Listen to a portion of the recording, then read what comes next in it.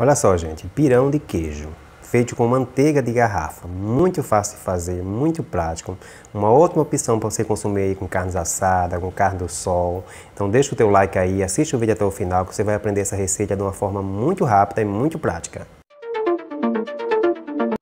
Para fazer nossa receita eu usei cebola picada, alho, queijo coalho, orégano, azeite, manteiga de garrafa, leite, farinha de mandioca. Eu já estou com a panela aqui no fogo, gente, um pouco aquecida. Eu vou colocar um fio de azeite, tá?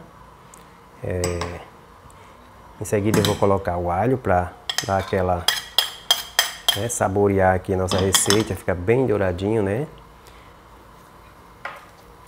Eu vou usar esse cara aqui porque vai ser interessante como é pirão, né, gente? Para ele não ficar colando ali. Eu vou deixar aqui o alho dourar um pouquinho, tá?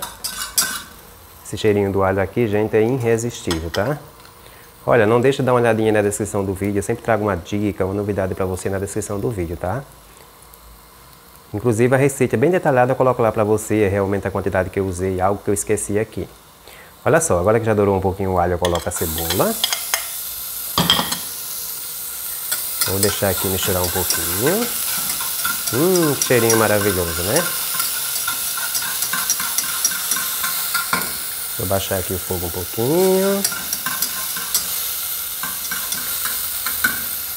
Agora é o seguinte, eu já coloco o leite. Olha que bacana.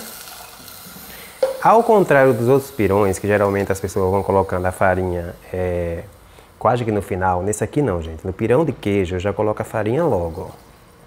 Eu já coloco a farinha logo, lembrando que, a depender da farinha, é interessante que você escolha, gente, uma farinha que não seja tão fina, que ela tenha pouca goma, pouco amido nela, tá?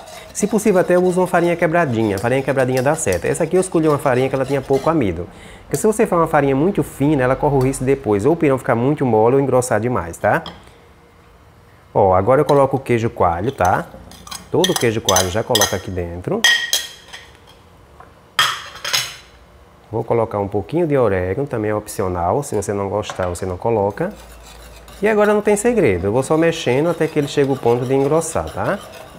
Olha só, gente, eu já estou mexendo aqui há uns 4 a 5 minutos, ele ainda não cozinhou.